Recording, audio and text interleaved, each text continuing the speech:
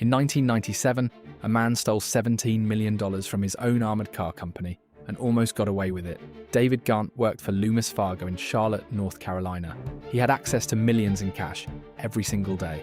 His co-worker Kelly Campbell approached him with a plan.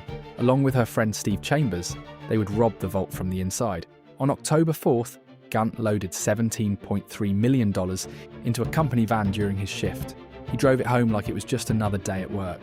Then he fled to Mexico with a fake identity. The plan was working perfectly, but his accomplices got greedy. Chambers bought a mansion, luxury cars, even breast implants for his wife. Meanwhile, Gant was hiding in a beach town, living off cheap food and growing paranoid. The FBI noticed the wild spending. They traced the money back to the crew. Worse yet, wiretaps revealed Chambers was planning to murder Gant. The perfect inside job, destroyed by greed and betrayal.